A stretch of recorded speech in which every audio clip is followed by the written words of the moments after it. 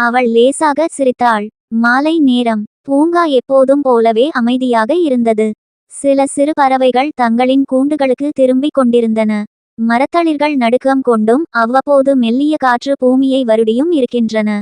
நேகா மரத்தடியில் இருக்கும் அந்த பழைய மரையிருக்கையில் அமர்ந்திருந்தாள். அவளது கண்கள் வெறும் வானத்தை நோக்கி கொண்டிருந்தன. ஆனால் அவள் மனது வரலாற்றின் பக்கங்களை மீண்டும் புரட்டி கொண்டிருந்தது. அன்று அவன் சென்ற விதம், எதுவும் சொல்லாமலே, எதற்கும் பதிலளிக்காமலே. அவள் இதை ஏற்க ஒரு 3 ஆண்டுகள் எடுத்துவிட்டது. ஆனால் இன்னும் அவனது நினைவுகள் அவளை விட்டு முழுமையாக போய்விடவில்லை. அவளது நினைவுகளை துண்டித்தது ஒரு தெரிந்த குரல். எப்படி இருக்கிறாய்? அவள் மெதுவாக திரும்பினாள். அவன் அங்கேயே நின்றிருந்தான்.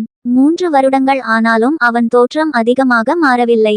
ஆனால் அவன் கண்களில் ஏதோ ஒரு கனத்த உணர்வு இருந்தது. நீ இங்கே? ஆமாம், உன்னை சந்திக்க வேண்டும் என்று தோன்றியது. அவன் லேசாக சிரித்தான். ஆனால் அந்த சிரிப்பில் ஒரு பாரம் இருந்தது. நேகா அவனை சற்றே நேரம் பார்த்தாள். ஏதாவது பதில் சொல்ல வேண்டும் போலிருந்தது.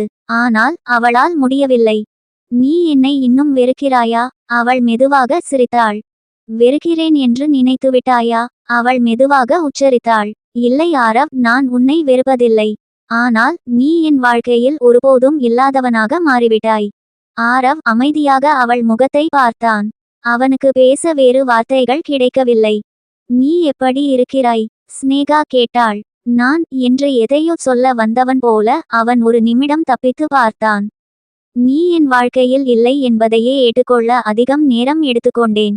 நேகா ஒரு கணம் அவனை பார்த்துவிட்டு மெதுவாக நகர்ந்து நடக்க ஆரம்பித்தாள். அது மட்டும் இல்ல ஆரவ், அவள் மெதுவாக சொன்னாள். என் வாழ்க்கை உன்னை ஏற்கனவே கடந்து விட்டது. அவள் அந்த கணமே முழுமையாக விடுபட்ட ஒரு சுதந்திர உணர்வுடன் இருந்தாள். தூரமாக சென்று கொண்டிருக்கும் அவள் தோற்றத்தை பார்த்து கொண்டே நின்றான். அவளது உதடுகளில் இன்னும் ஒரு மென்மையான அழுத்தமான சிரிப்பு வீசியிருந்தது. அந்த காலத்தை முழுமையாக புறக்கணித்த புதிதாக மலர்ந்த சிரிப்பு.